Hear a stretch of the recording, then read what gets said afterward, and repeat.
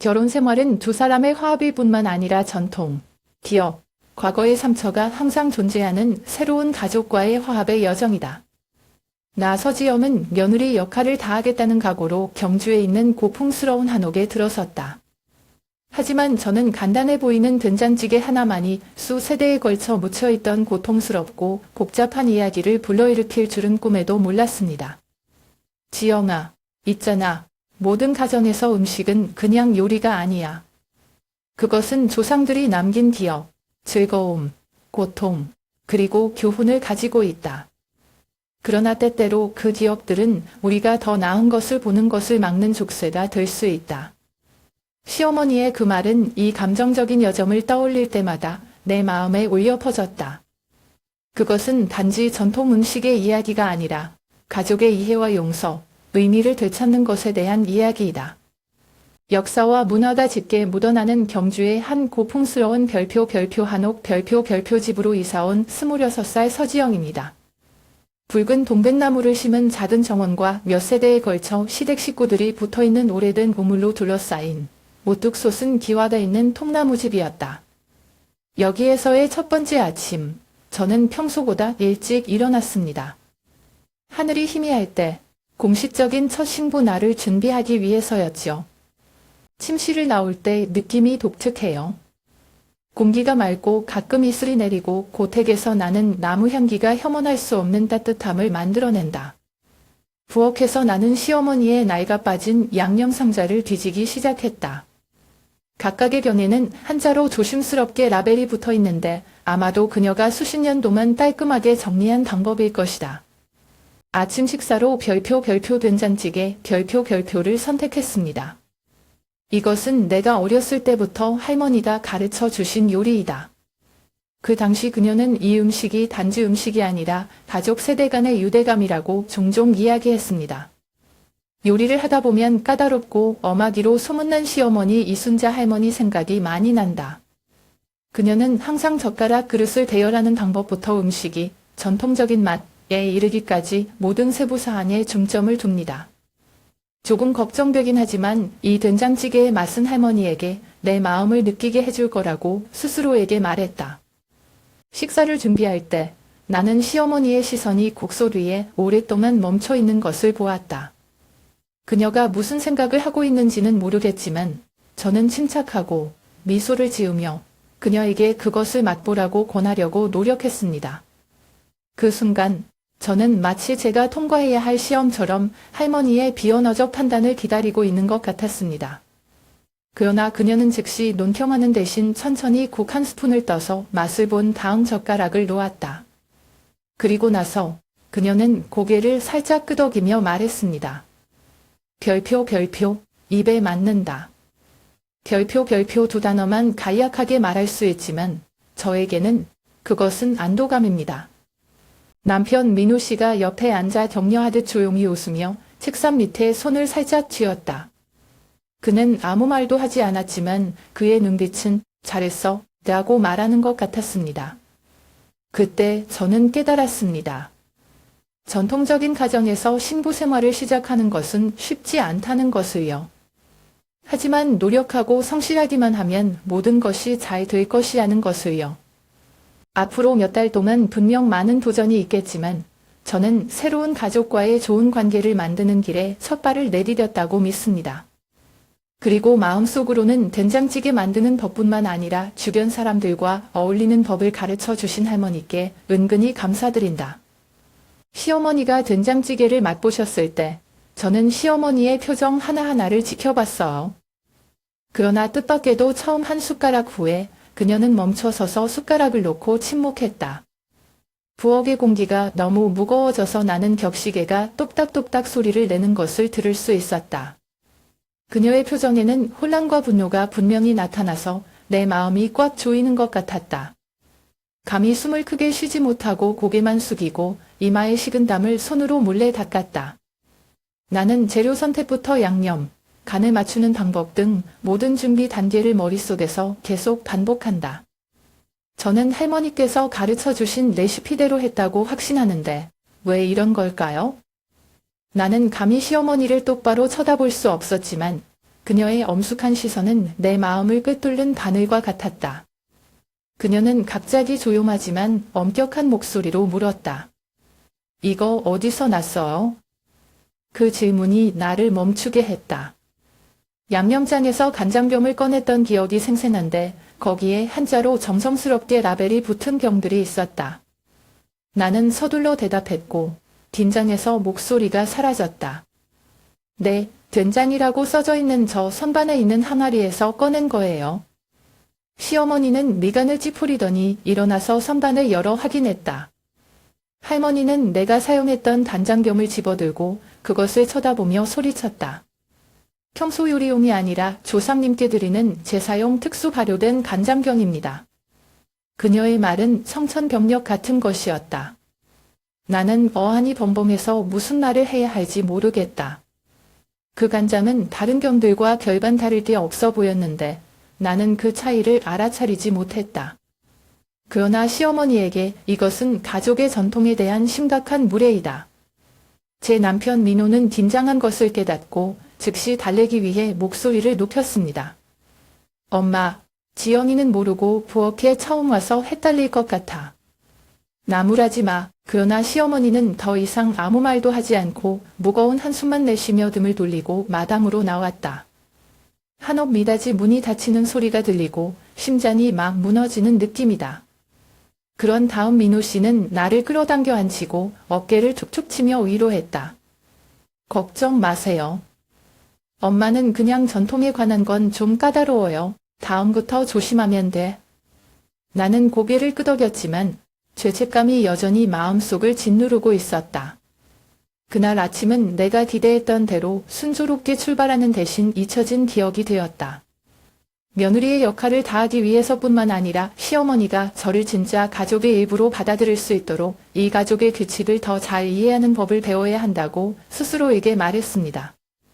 그날 저녁 모두가 휴게실로 돌아왔을 때 나는 시어머니가 달빛을 받으며 묵상하고 있는 마당으로 조용히 나갔다. 나는 용기를 내어 깊이 고개를 숙이고 사과했다. 그녀는 대답하지 않고 오랫동안 나를 바라만 보다가 조용히 말했다. 간장이 왜 중요한지 알아?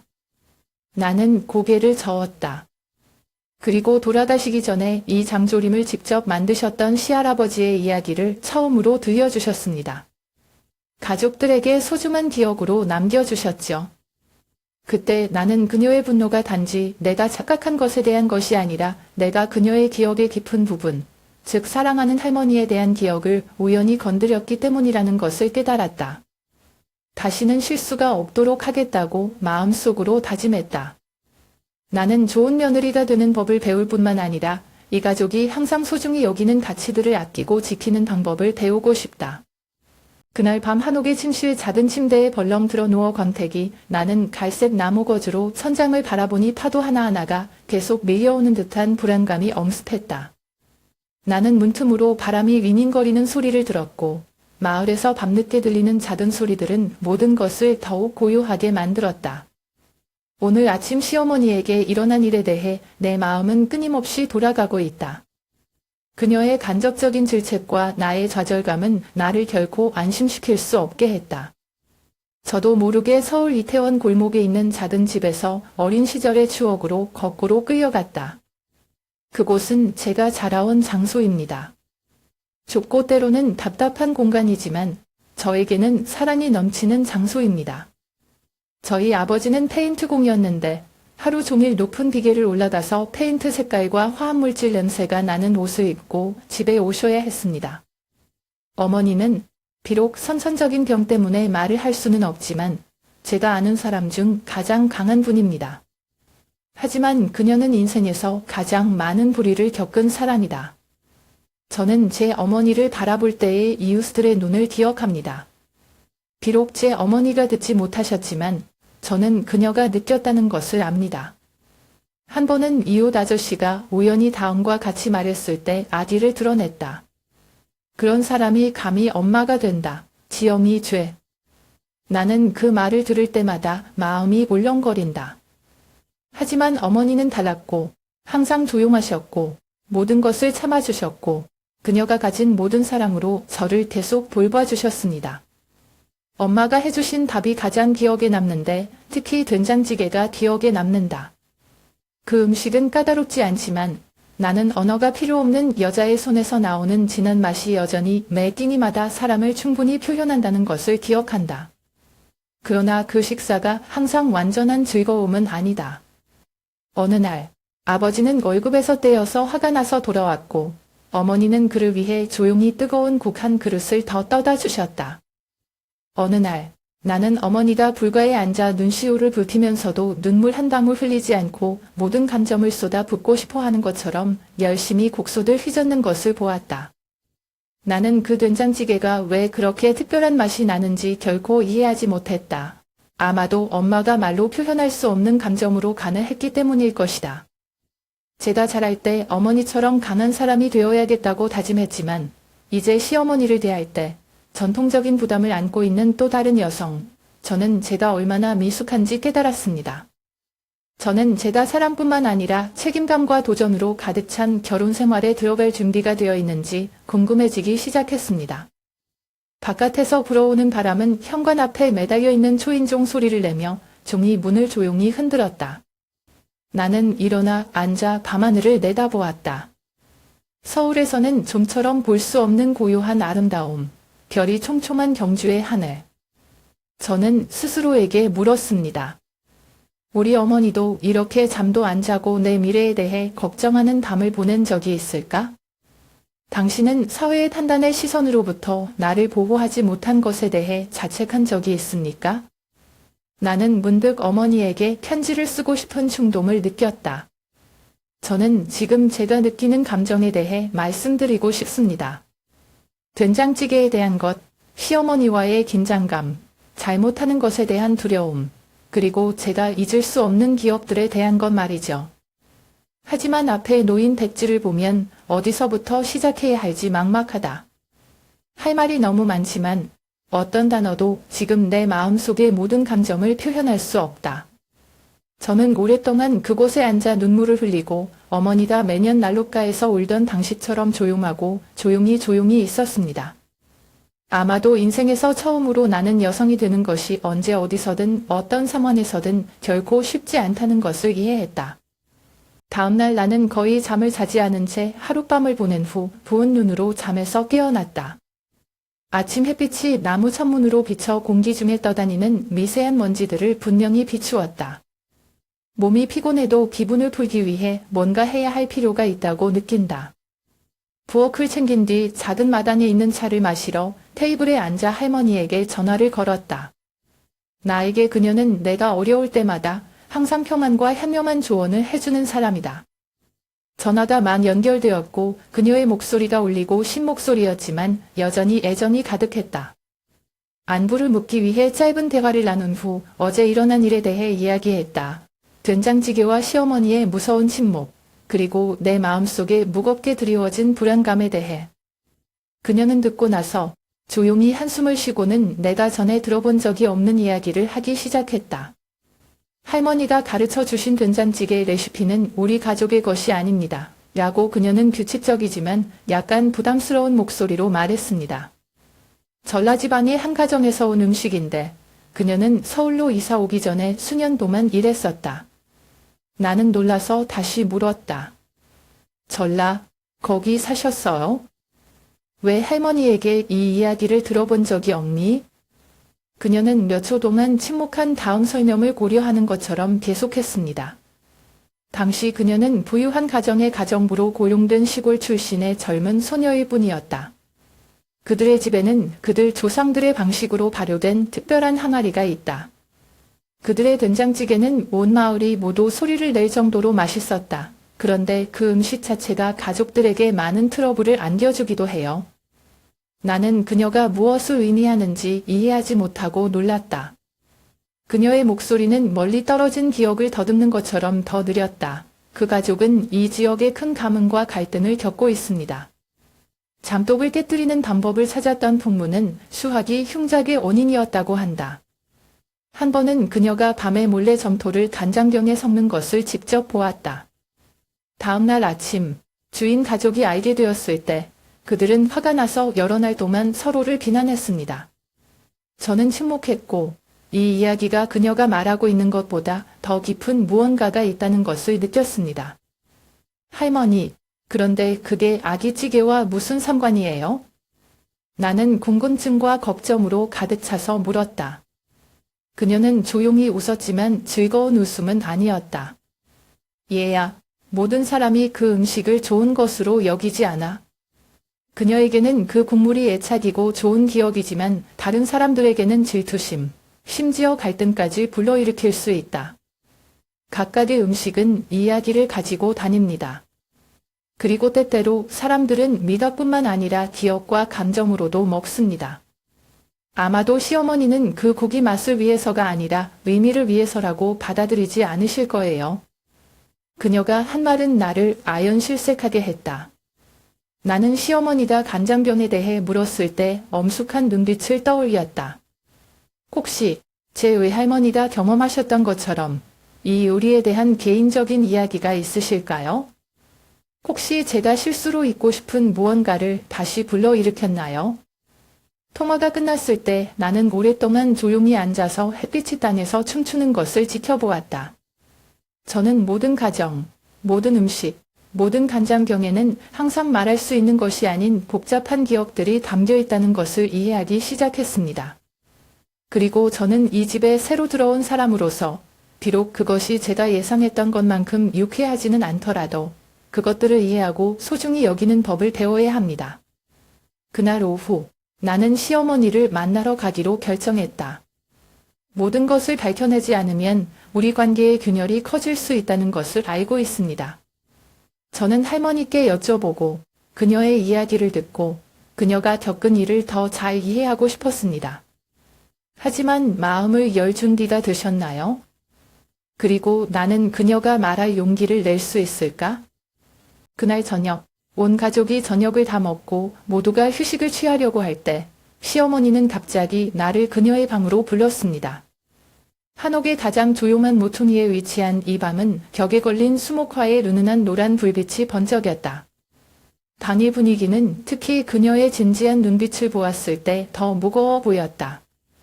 그녀는 타타미 매트리스의 등을 곧게 펴고 앉아 있었고 그녀의 목소리는 나와 그녀를 갈라놓은 것처럼 낮게 울렸다. 이 된장찌개 누가 가르쳐줬어? 나는 잠시 망설였지만 그것이 외할머니가 어렸을 때부터 가르쳐 주신 레시피라고 솔직히 말했다. 내가 외할머니를 언급했을 때 시어머니의 눈이 갑자기 의심스럽게 번쩍였다. 그녀는 즉시 말하지 않고 고개를 숙이고 생각에 잠겼을 뿐이고 두 손을 교차했다. 잠시 후 그녀는 천천히 말했다. 이 된장찌개가 우리 가족의 평범한 음식이 아니라는 것을 알고 있나요? 그것은 온 가족이 겪었던 고통스러운 기억과 관련이 있다. 잊고 싶은 기억. 나는 놀랐지만 감히 묻지 못하고 조용히 앉아 듣고만 있었다. 시어머니는 말하기 시작했고 그녀의 목소리는 느리고 때때로 목이 메었다. 내가 어렸을 때 우리 가족도 전라도 출신이었다. 외할머니는 이 지역의 유명한 요리사인데 중요한 기회에 가족들에게 요리를 대접받습니다. 그녀는 그녀가 만든 모든 음식의 영혼이라고 말하면서 그녀의 가족이 대대로 지켜온 전통 된장을 항상 자랑했다. 그런데 그 된장찌개 자체가 비극의 중심이 돼버렸어. 나는 시어머니를 보고 심장이 더 빨리 뛰기 시작했다. 그녀의 목소리는 한옥의 얇은 벽이 그녀의 말 한마디에 들어갈까 봐 두려운 듯 낮아졌다. 한 번은 가족의 큰 파티에서 외할머니가 가족의 우두머리들이 사용할 수 있도록 이 된장찌개를 요리했습니다. 식사 후 그가 중독으로 밤에 사망할 줄은 아무도 예상하지 못했다. 그때 모든 시선이 할머니에게 쏠렸다.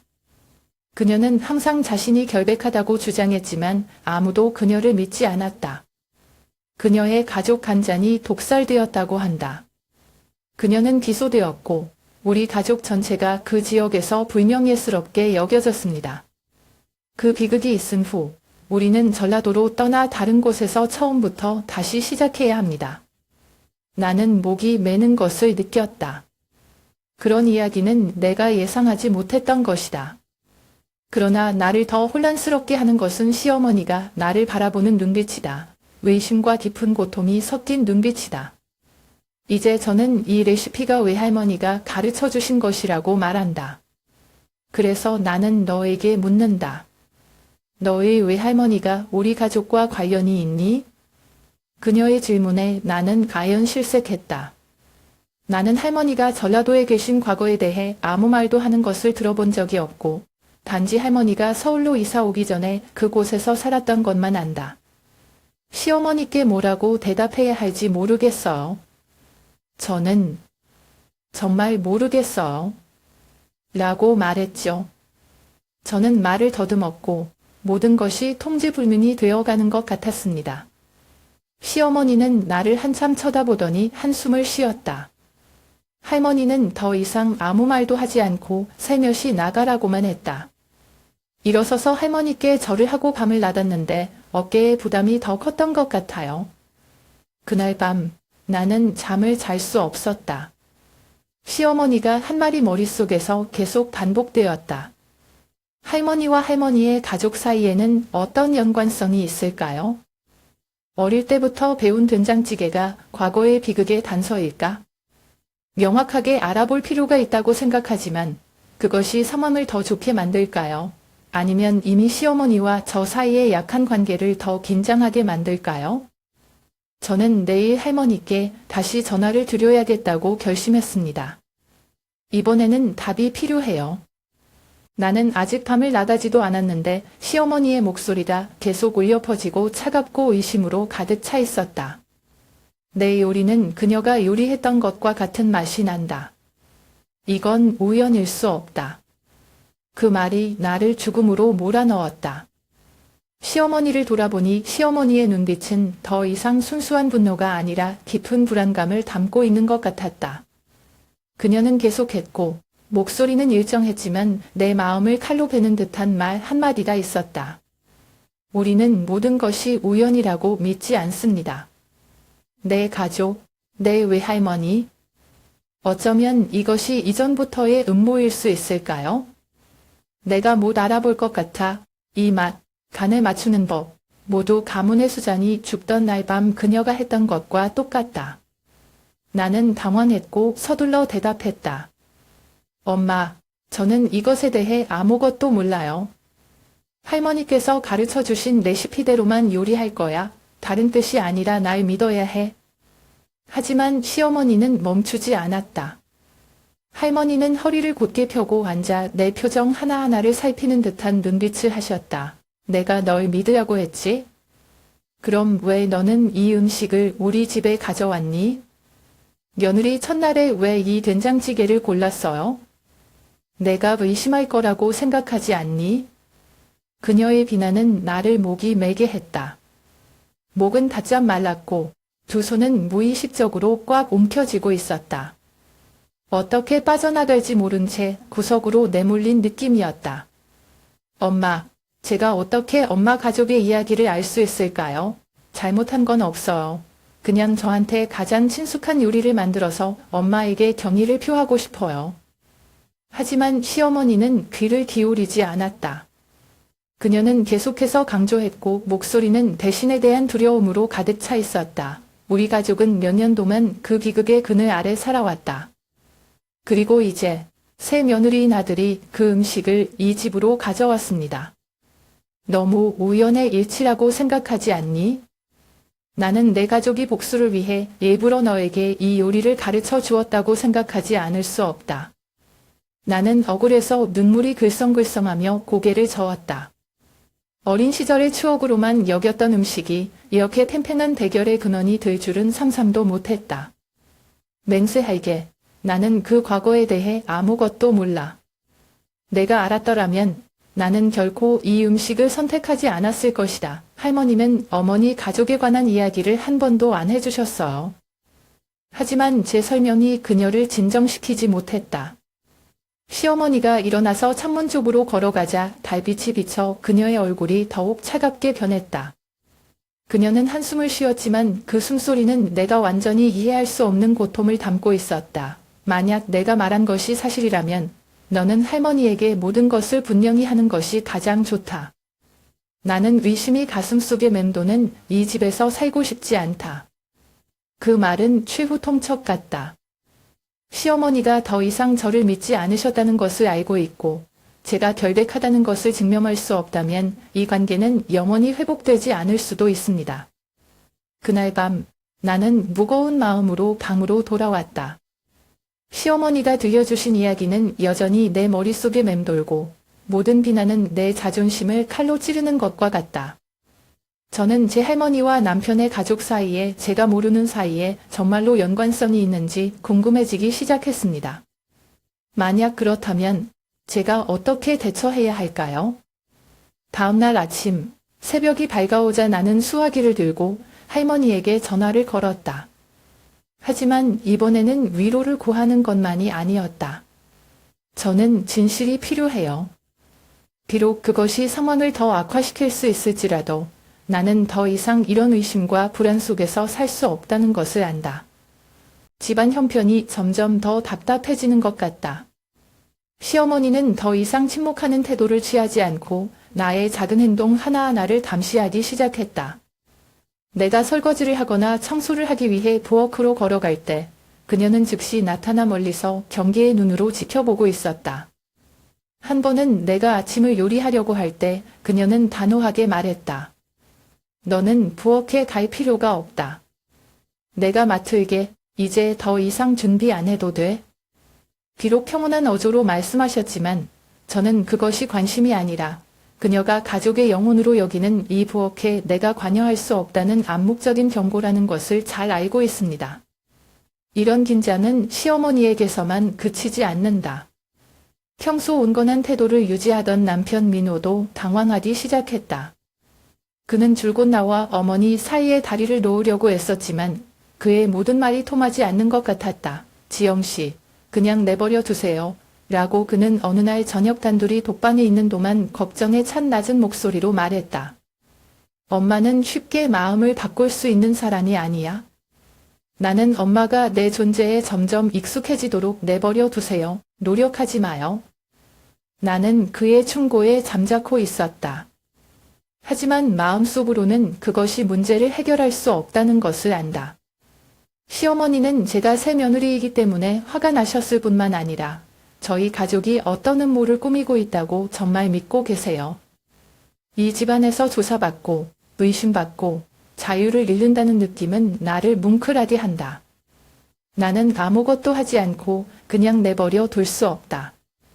진실을 밝히지 않으면 시어머니와 저 사이의 거리는 점점 더 멀어질 것이고 이 관계는 영원히 회복되지 못할 수도 있다는 것을 안다. 할머니가 전라도에 살던 시절에 대한 단편적인 기억과 할머니가 들려주신 이야기가 생각나기 시작했다. 하지만 그녀는 제 남편의 가족과의 관계에 대해 한 번도 언급하지 않았습니다. 혹시 일부러 숨기고 있던 게 있었나요? 아니면 그녀가 말한 전라도의 기억은 더 깊은 이야기의 하이라이트일 뿐인가? 다음 날, 저는 남편의 도움을 받기로 결심했어요. 나는 민호에게 외할머니를 만나러 서울로 돌아가야 한다고 말했다. 그는 처음에는 약간 놀랐지만 반대하지는 않았다. 알아요. 민호도 진실을 찾고 싶어 해요. 말하지 않아도요. 그는 어머니께 세모 집에 급히 가야 할 일이 있다고 말씀드리겠다. 며 침착함을 유지하라고 말했다. 하지만 지영아, 이게 상황을 더 악화시킨다면 우리는 함께 직면해야 해. 혼자만 참게 놔두지 않아.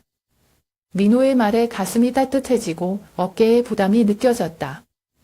나는 시어머니와의 오해를 풀기 위해서뿐만 아니라 내 결혼 생활을 보호하기 위해서도 답을 찾아야 한다. 그날 오후 나는 서울로 가는 기차를 탔다. 가는 길에 내 마음은 대답 없는 질문들에 계속 맴돌았다. 시댁 식구들과의 연계를 제가 직접 할머니께 여쭤봐야 할까요? 아니면 그냥 전라도의 이야기를 물어볼까?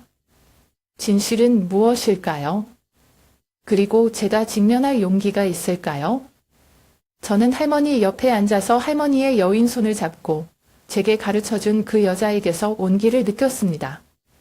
하지만 마음은 불안했다. 앞으로의 대화가 쉽지 않을 거라는 걸 알았기 때문이다. 할머니, 물어볼 게 있어요. 전라도에 살던 시절. 내가 전라도에 대해 언급했을 때 그녀의 표정이 갑자기 멈췄다.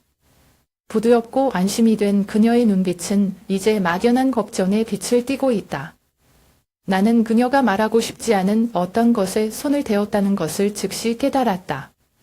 전라도에서 알고 싶은 일, 그녀는 목소리가 작아졌지만 한마디 한마디가 기억의 짐을 지운 것처럼 물었다. 나는 심호흡을 하고 침착하려고 노력했다. 할머니, 저를 가르쳐 주신 된장찌개. 전라도 어느 가정과 관련이 있을까? 그리고 그들에게 무슨 일이 일어났습니까? 그녀는 즉시 대답하지 않았다. 긴 침묵이 온담을 뒤덮었고 긴장을 더하는 것처럼 텔레비전이 찰칵거리는 소리만 났다. 저는 할머니의 대답이 모든 것을 바꿀 것 같은 느낌이 들어요. 하지만 저는 진실을 들을 준비가 되어 있나요? 수일간의 내적 투쟁 끝에 시어머니와 저는 마침내 그녀가 항상 잊고 싶었던 과거의 비극이 얽혀있던 전라도로 돌아가기로 결심했어요. 우리 사이에는 여전히 의심과 신중함에 보이지 않는 벽이 있기 때문에 이 여행은 쉽지 않다. 그러나 나와 할머니는 모두 진실을 마주하지 않으면 이 마음의 상처는 영원히 치유되지 않을 것이라는 것을 이해합니다. 어느 겨울 아침에 우리는 경주를 떠났는데 안개가 끼고 추워서 살을 애는 듯했다. 3시간이 넘는 기차 시간 동안 시어머니는 거의 한마디도 하지 않았다. 그녀는 창가에 앉아 밖을 내다보았지만 마음은 먼 추억에 잠겨있는 것 같았다. 나는 감히 말을 걸지 못하고 조용히 그녀 옆에 앉아 앞으로 일어날 일에 대해 심리적으로 준비하려고 노력했다. 전라도에 발을 들여놓았을 때 우리는 골짜기 깊숙한 곳에 있는 작은 마을을 찾아갔다. 팔잡지봄의 눈으로 둘러싸인 전통 가옥들로 이곳의 풍경은 평화롭지만 겨울의 차가운 공기는 모든 것을 소름 끼치게 고요하게 만든다. 시어머니의 말에 따르면 그녀는 할머니의 오랜 친구인 나이든 여성이 아직 여기에 살고 있다는 것을 알고 있다고 한다. 우리는 고불고불한 흙길을 걸으며 마침내 낡아 빠진 기와와 잎이 벗겨진 목면 화단을 가진 작은 집 앞에 도착했다. 머리가 희끗희끗하지만 여전히 날렵한 모습의 나이든 여성이 부르는 소리를 듣고 집 안에서 걸어 나왔다. 김 여사. 오랜만이에요. 이것은. 여자는 멈춰서서 나를 훑어보더니 시어머니에게서 멈추었다. 몇 초 후 그녀는 갑자기 깨달은 듯 눈을 크게 뜨고 놀랐다. 이 씨의 딸인가요? 헐, 진짜. 그 선봄은 짧았지만 감동적이었다. 짧은 대화와 소개 후에 시어머니는 과거에 대해 묻기 시작했습니다. 제가 알기로는 그녀는 용기를 내어 말해야 했습니다. 기억하시나요? 그해 이야기? 우리 할머니 이야기와 된장찌개? 그녀는 말을 멈추고 목소리가 부드럽게 떨렸다. 그 여자는 한숨을 쉬며 먼 기억의 영역으로 시선을 옮겼다. 잠시 침묵한 후 그녀는 다음과 같이 말하기 시작했습니다. 나는 매우 잘 기억한다. 왜냐하면 그해 이야기는 조부모와 아이의 삶을 완전히 바꾸어 놓았기 때문이다. 그녀는 훌륭한 요리사였고 항상 그녀의 요리와 가정간장을 자랑했다. 그러나 가문의 수잔이 파티가 끝난 후 죽었을 때 재안이 닥쳤고 사람들은 그녀가 된장찌개를 독살했다고 비난했습니다. 하지만 너는 알고 있니? 진짜 범인은 외할머니가 아니다. 나는 시어머니를 보고 놀란 동시에 분노한 그녀의 눈을 보았다. MRS 팀은 계속 목소리를 낮추었다. 그 일을 한 사람은 가족의 한 사람, 족장과 가까운 친척입니다. 그들은 재산권을 얻으려고 음모를 꾸몄으나 불행히도 그 음모는 발각되었다. 그들은 죄를 감추고 가족의 명성을 지키기 위해 모든 책임을 외할머니와 자녀에게 전가하고 그녀를 신세로 만들었다. 시어머니는 죽었어요. 그녀의 손은 테이블 가장자리를 꽉 쥐고 눈은 붉게 충혈되었지만 그녀는 눈물 한 방울 흘리지 않았다. 아마도 이 사실은 그녀에게 너무 견디기 힘들었을 것이다. 그녀가 항상 존경했던 할머니다. 그런 끔찍한 억울함을 겪었다는 것. 왜 아무도 진실을 말하지 않는 거죠? 왜 우리 할머니가 그걸 참게 내버려뒀을까? 그녀의 목소리는 고통으로 가득 차 있었고 떨렸다. 그 여자는 한숨을 쉬었고 눈에도 슬픔이 빛났다. 그 시절에는 가족이 가장 많았다.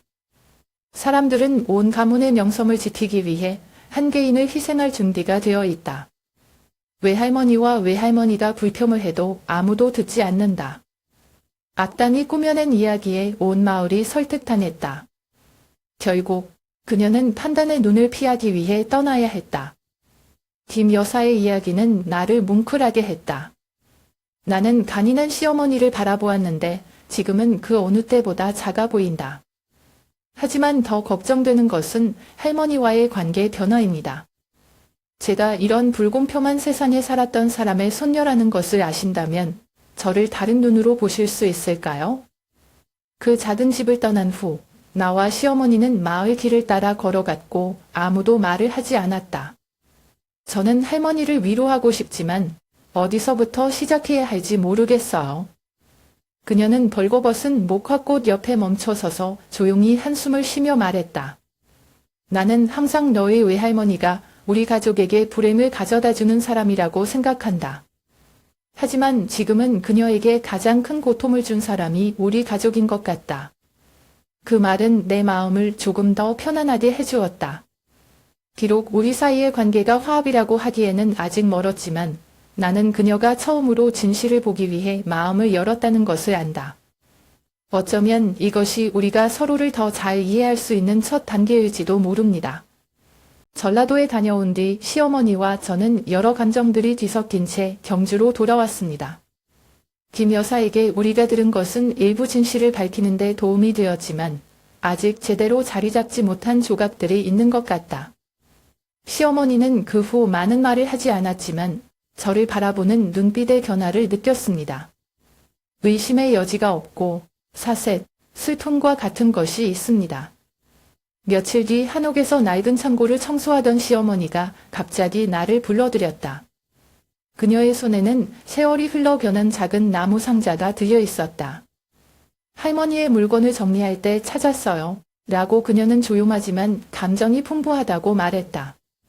상자 안에는 금빛으로 얼룩진 편지 한 통이 조심스럽지만 다소 떨리는 글씨로 쓰여 있었다. 시어머니는 편지를 들고 몇 줄을 훑어보더니 제게 주셨습니다. 그 편지는 고통과 안도감이 섞인 눈에서 빛났습니다. 읽어봐. 이것은 그녀가 마지막으로 남긴 말이다. 라고 그녀는 말했다. 편지를 받으니 이 가족의 아픈 역사의 일부를 손에 들고 있는 것 같다. 종이에 적힌 글씨는 우리가 김 여사로부터 들은 이야기를 담고 있지만 더 자세하고 더 명확하고 더 가슴 아픈 이야기이다. 시어머니의 외할머니는 장족이 죽은 날 밤에 강제로 죄를 인정받았다고 썼다. 우리는 그들의 눈빛에서 위선을 보았지만 더 이상 할 수 없었다. 그들은 우리 같은 노인의 목숨보다 가문의 명예가 더 중요하다고 말한다. 내가 저항하면 나뿐만 아니라 후손들도 나중에 결과를 겪을 것이라는 것을 알고 있습니다. 그러니까 조용히 해. 이 편지는 북살 음모의 배후가 권력과 재산을 갈망하는 가까운 친척이라는 또 다른 비밀을 폭로했다. 이 사람은 오래전에 세상을 떠났지만 그들이 남긴 정신적 상처는 여러 세대에 걸쳐 계속해서 가족을 괴롭혔다. 나를 가장 놀라게 한 것은 편지의 마지막 구절이었다. 시할머니는 나의 외할머니에 대해 썼다. 이 불공평함을 목격한 유일한 친구가 있습니다. 그녀는 우리를 도울 수는 없지만 아무도 무고한 사람들의 기억을 묻을 권리가 없다는 것을 상기시켜주는 이 된장곡을 보존함으로써 진실을 유지하겠다고 맹세했다. 그녀의 손자들이 이 편지를 읽는다면 우리가 그들을 결코 원망하지 않는다는 것을 알아라. 복수가 아니라 진실을 기억하기 위해 그 곡이 영원히 유지되기를 바랍니다. 나는 읽었고 마음이 뒤섞인 감정으로 가득 차 있었다. 진실은 마침내 밝혀졌고 저는 할머니께서 왜 항상 그 된장찌개를 유산으로 간직하셨는지 이해합니다. 그것은 음식일 뿐만 아니라 결코 잊혀지지 않는 기억, 정의의 상징이기도 하다. 시어머니는 가만히 옆에 앉아 눈빛을 주시하고 있다. 잠시 후 그녀는 가볍지만 결단력 있는 목소리로 말했다. 나는 자녀를 잘못 비난하고 자녀를 잘못 비난했습니다. 알고 보니 그 곡을 고통의 상징으로 만든 사람은 바로 우리였다. 그런데 이젠 안 그럴 거야? 그녀의 말은 나를 감동시켰다. 마음의 매듭이 드디어 풀리는 기분이었다. 비록 과거가 고통스럽지만 나는 이것이 두 가족, 즉 새로운 세대에게 더 이상 원난이나 오해가 없는 새로운 잠을 시작할 수 있는 기회라고 믿는다. 그날 저녁 시어머니와 저는 함께 된장찌개를 끓였습니다. 처음으로 할머니는 나를 주시하는 시선 없이 부엌에 서 있게 하셨다. 맛을 보았을 때 그녀는 무언의 인정처럼 조용히 고개를 끄덕였다. 이 찌개는 더 이상 아픈 기억이 아니다. 라고 그녀는 말했다. 눈은 달빛으로 가득한 마담을 향했다. 이제 시작이야. 나는 고개를 끄덕이고 미소를 지었다. 결국 저는 이 가족의 일원이 된 것 같은 느낌을 받았습니다. 다음 날 아침 시어머니는 차를 마시고 자수를 하기 위해 안곤 했던 거실로 나를 불렀다. 밖은 추웠지만 방 안은 낡은 석탄 난로의 불빛 덕분에 따뜻했다. 나는 들어가서 책상 앞에 앉아있는 할머니를 보고 우리가 찾은 오래된 편지를 손으로 부드럽게 쓰다듬었다. 그녀는 나를 쳐다보았고 눈빛은 예전처럼 냉정하지 않았다. 그 눈동자는 이제 내가 이름을 부를 수 없는 감정으로 가득 차 있다. 슬프고 후회스럽고 평생 동안 착용한 짐을 덜어주는 것처럼 약간 안도감을 느낀다. 지연아, 할머니가 시작하시더니 목이 메어 엄마가 틀렸어. 엄마는 과거의 고통이 눈을 멀게 하는 것을 잘못 책망했다. 내가 항상 비극의 근원이라고 생각했던 된장찌개가 내 할머니다. 우리 가족을 위해 진실을 지킨 방법일 줄은 몰랐다. 그녀는 고개를 숙이고 눈물이 주름진 뺨을 타고 흘러내렸다. 나는 그녀가 강하고 까다로운 여자, 그렇게 약한 것을 본 적이 없다. 엄마가 되면 엄마는 내가 그런 의심과 대우를 받을 자격이 없다. 미안해, 지영아. 그리고 어머니는 그 세월 동안 무거운 책임을 지고 계신 외할머니께도 사과드립니다. 그녀가 없었다면 진실은 영원히 묻혔을 것이다. 나는 할머니 옆에 앉아 그녀의 마른 손을 잡았지만 마음이 막혔다.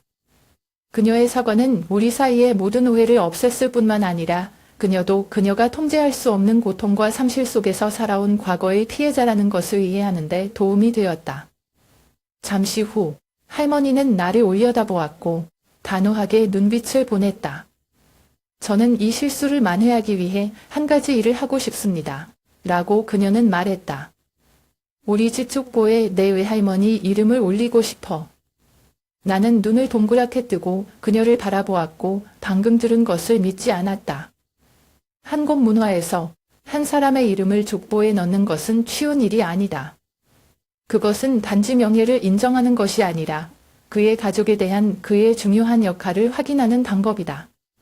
저는 단지 진실을 지켜주신 외할머니에게 감사할 뿐만 아니라 당신과 당신의 다음 세대에게 과거가 슬플 수 있지만 우리는 그것을 받아들이고 앞으로 나아갈 수 있다는 것을 이해하기 위해 이 일을 하고 싶습니다. 나는 눈물을 참을 수 없다.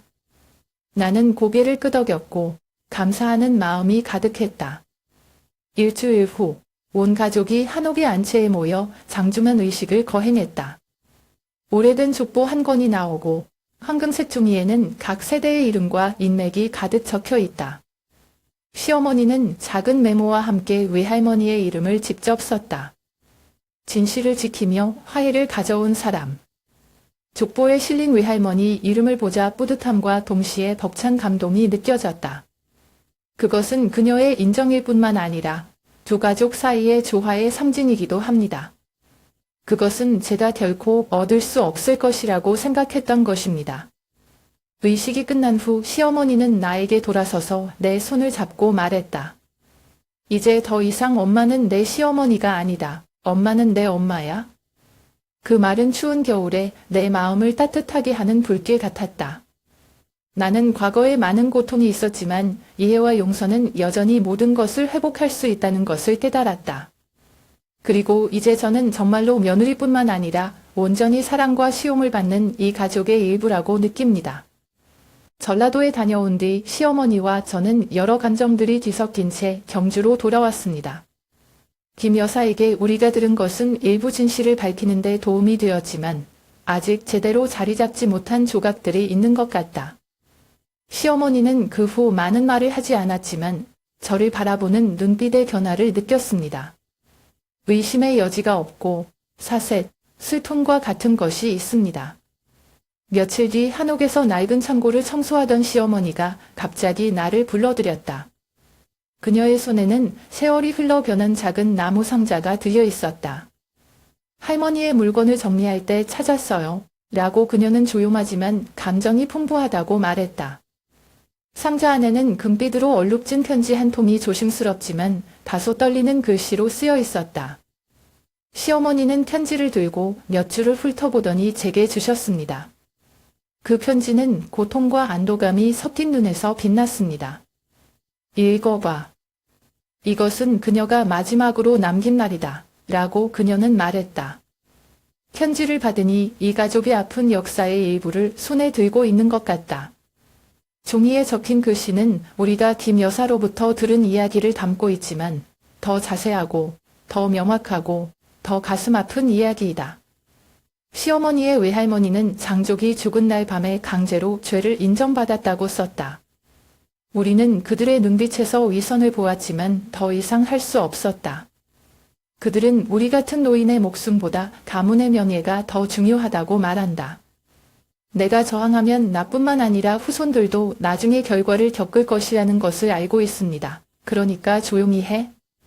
이 편지는 독살 음모의 배후가 권력과 재산을 갈망하는 가까운 친척이라는 또 다른 비밀을 폭로했다. 이 사람은 오래전에 세상을 떠났지만 그들이 남긴 정신적 상처는 여러 세대에 걸쳐 계속해서 가족을 괴롭혔다. 나를 가장 놀라게 한 것은 편지의 마지막 구절이었다. 시할머니는 나의 외할머니에 대해 썼다. 이 불공평함을 목격한 유일한 친구가 있습니다. 그녀는 우리를 도울 수는 없지만 아무도 무고한 사람들의 기억을 묻을 권리가 없다는 것을 상기시켜주는 이 된장곡을 보존함으로써 진실을 유지하겠다고 맹세했다. 그녀의 손자들이 이 편지를 읽는다면 우리가 그들을 결코 원망하지 않는다는 것을 알아라. 복수가 아니라 진실을 기억하기 위해 그 곡이 영원히 유지되기를 바랍니다. 나는 읽었고 마음이 뒤섞인 감정으로 가득 차 있었다. 진실은 마침내 밝혀졌고 저는 할머니께서 왜 항상 그 된장찌개를 유산으로 간직하셨는지 이해합니다. 그것은 음식일 뿐만 아니라 결코 잊혀지지 않는 기억, 정의의 상징이기도 하다. 시어머니는 가만히 옆에 앉아 눈빛을 주시하고 있다. 잠시 후 그녀는 가볍지만 결단력 있는 목소리로 말했다. 나는 자녀를 잘못 비난하고 자녀를 잘못 비난했습니다. 알고 보니 그 곡을 고통의 상징으로 만든 사람은 바로 우리였다. 그런데 이젠 안 그럴 거야? 그녀의 말은 나를 감동시켰다. 마음의 매듭이 드디어 풀리는 기분이었다. 비록 과거가 고통스럽지만 나는 이것이 두 가족, 즉 새로운 세대에게 더 이상 원난이나 오해가 없는 새로운 잠을 시작할 수 있는 기회라고 믿는다. 그날 저녁 시어머니와 저는 함께 된장찌개를 끓였습니다. 처음으로 할머니는 나를 주시하는 시선 없이 부엌에 서 있게 하셨다. 맛을 보았을 때 그녀는 무언의 인정처럼 조용히 고개를 끄덕였다.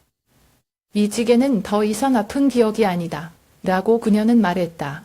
눈은 달빛으로 가득한 마담을 향했다. 이제 시작이야. 나는 고개를 끄덕이고 미소를 지었다. 결국 저는 이 가족의 일원이 된 것 같은 느낌을 받았습니다. 다음 날 아침 시어머니는 차를 마시고 자수를 하기 위해 안곤 했던 거실로 나를 불렀다. 밖은 추웠지만 방안은 낡은 석탄 난로의 불빛 덕분에 따뜻했다. 나는 들어가서 책상 앞에 앉아있는 할머니를 보고 우리가 찾은 오래된 편지를 손으로 부드럽게 쓰다듬었다. 그녀는 나를 쳐다보았고 눈빛은 예전처럼 냉정하지 않았다. 그 눈동자는 이제 내가 이름을 부를 수 없는 감정으로 가득 차 있다. 슬프고 후회스럽고 평생 동안 착용한 짐을 덜어주는 것처럼 약간 안도감을 느낀다. 지연아, 할머니가 시작하시더니 목이 메어 엄마가 틀렸어. 엄마는 과거의 고통이 눈을 멀게 하는 것을 잘못 책망했다. 내가 항상 비극의 근원이라고 생각했던 된장찌개가 내 할머니다. 우리 가족을 위해 진실을 지킨 방법일 줄은 몰랐다. 그녀는 고개를 숙이고 눈물이 주름진 뺨을 타고 흘러내렸다. 나는 그녀가 강하고 까다로운 여자, 그렇게 약한 것을 본 적이 없다. 엄마가 되면 엄마는 내가 그런 의심과 대우를 받을 자격이 없다. 미안해, 지영아. 그리고 어머니는 그 세월 동안 무거운 책임을 지고 계신 외할머니께도 사과드립니다. 그녀가 없었다면 진실은 영원히 묻혔을 것이다. 나는 할머니 옆에 앉아 그녀의 마른 손을 잡았지만 마음이 막혔다.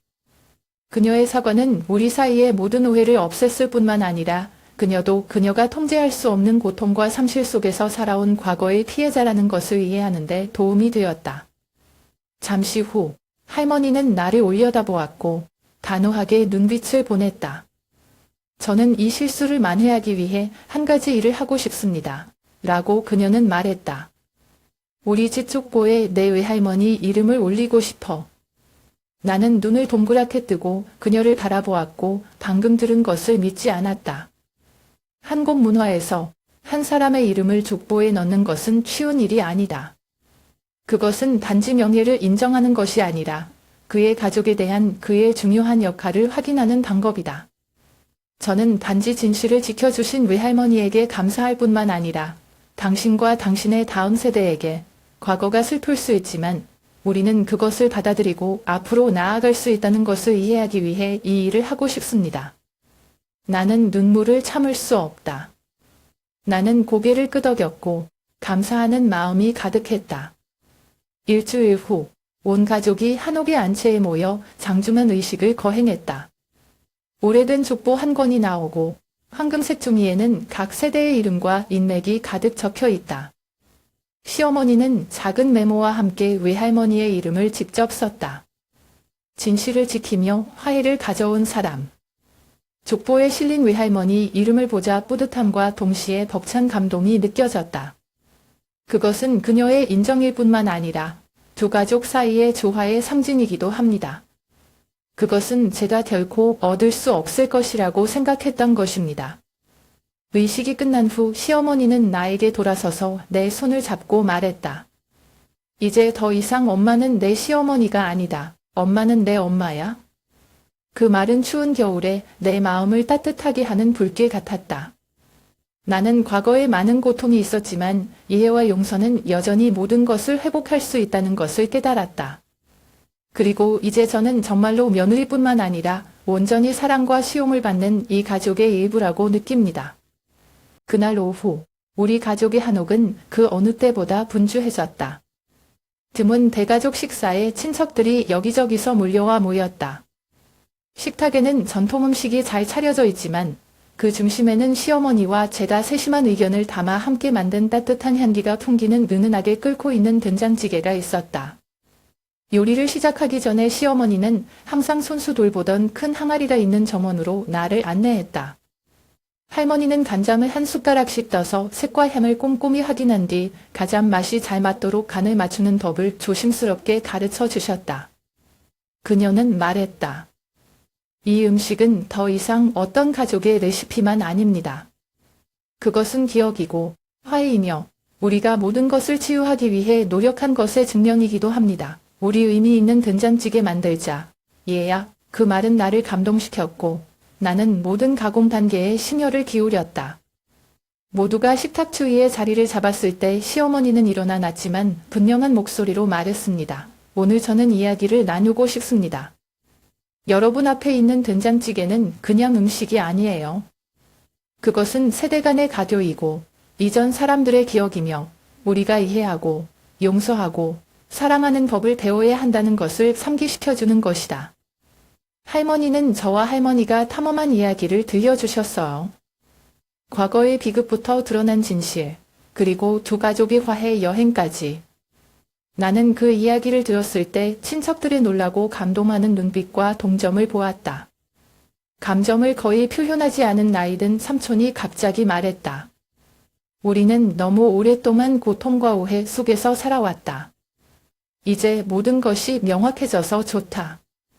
이 이야기를 조명해 주신 지영 씨와 신우이, 시어머니, 씨께도 감사드립니다. 덕분에 우리 가족이 진정한 연대를 이룰 수 있다고 말했다.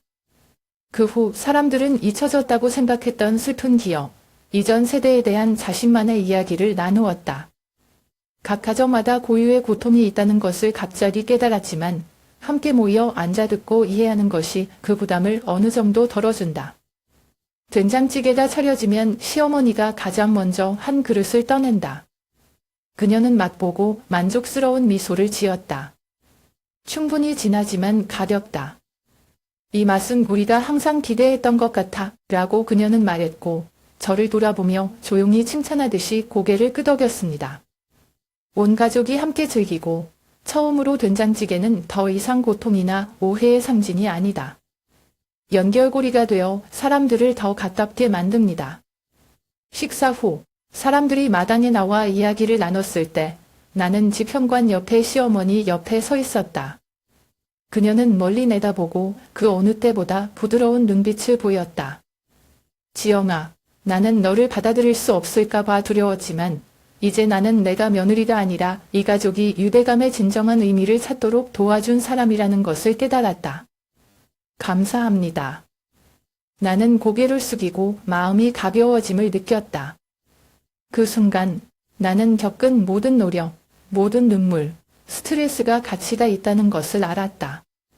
간단한 음식인 된장찌개는 이제 과거가 기억되는 가족의 새로운 잠을 상징하는 것이 됐지만 희망과 사랑을 가지고 우리가 앞으로 나아가는 것을 막는 족쇄가 아니다. 그날 저녁 따뜻한 가족 식사 후 한옥의 분위기는 그 어느 때보다 가벼워 보였다. 친척들의 웃음소리가 여전히 안채에 매아있었지만 나와 시어머니는 신선한 공기를 마시기 위해 마당으로 나가기로 결정했다. 겨울 하늘과 바람은 쌀쌀하지만 보름달과 하늘의 반짝이는 결은 평화롭고 평화로운 광경을 만듭니다. 우리는 잎이 벗겨진 감나무들이 가지에 붉은 열매가 몇 개 남아있는 작은 정원의 돌로 덮인 오솔길을 따라 걸었다. 시어머니는 두꺼운 외투 앞에 손을 깍지 낀 채 천천히 걸었다. 저는 그녀와 함께 있을 거라고는 생각도 못했던 친밀감을 느끼며 옆에 걸었습니다. 있잖아, 지영아. 그녀가 시작하자 느릿느릿하면서도 따뜻한 목소리로 음식도 만들고 관계도 만들고 항상 처음부터 완벽해야 할 필요는 없어요. 실수와 오해가 있지만 우리가 서로를 바로잡고 이해하는데 인내심을 가지고 있는지 여부가 중요합니다. 나는 조용히 그녀를 바라보며 그녀의 모든 말이 인정과 진심 어린 시옴으로 느껴졌다. 처음에는 엄마가 나에게 너무 가혹했다. 고 그녀는 계속했고 정원 구석의 작은 호수에서 달빛이 물 위에 반사되는 것을 지켜봤다. 하지만 이제 나는 당신의 등장과 당신의 인내심과 진실함이 나의 관점을 바꾸는데 도움이 되었다는 것을 깨달았습니다. 너뿐만 아니라 너 자신에게도. 나는 가슴 속에서 벅찬 감동을 느끼며 고개를 숙였다. 고마워요, 엄마. 내가 작지만 성실한 목소리로 말했다. 기회를 주신 어머니께 감사드리며 가족들의 이야기를 나눠주셔서 감사합니다. 저는 정말 이 집의 아내가 아니라 가족의 진짜 일부가 된 것 같아요. 그녀는 나를 돌아보고 조용히 미소를 지으며 가볍지만 의미 있는 미소를 지었다. 엄마가 생각했던 것보다 훨씬 잘했어. 지영아, 포기 안 해줘서 고마워. 우리는 계속 조용히 산책을 했지만 예전처럼 무겁지 않은 따뜻한 침묵이었다. 나는 춥지만 더 이상 춥지 않은 밤바람을 느꼈다. 왜냐하면 내 마음은 정말 평화로웠기 때문이다. 우리가 현관으로 돌아왔을 때 시어머니는 멈춰서서 그녀의 가족이 몇 세대에 걸쳐 지켜온 고풍스러운 한옥을 바라보았다. 집 한 채, 가족 한 채는 모두 재배가 필요하다. 고 그녀는 스스로에게 말하듯이 말했다. 그리고 나는 너에게 이 집이 겨울 추위에 상관없이 항상 따뜻할 것이라고 믿는다. 나는 미소를 지으며 부드럽게 고개를 끄덕였다. 그 순간 나는 시어머니의 승낙을 느꼈을 뿐만 아니라 우리 사이의 깊은 유대감, 즉 말할 필요도 없는 유대감을 느꼈다. 그날 저녁, 방으로 돌아왔을 때 나는 달빛 아래 정원을 바라보며 일어난 일에 속으로 감사했다. 힘들고 눈물도 있지만 이 모든 것은 이 순간으로 이어집니다. 제가 정말 여기에 속해 있다고 느끼는 순간입니다.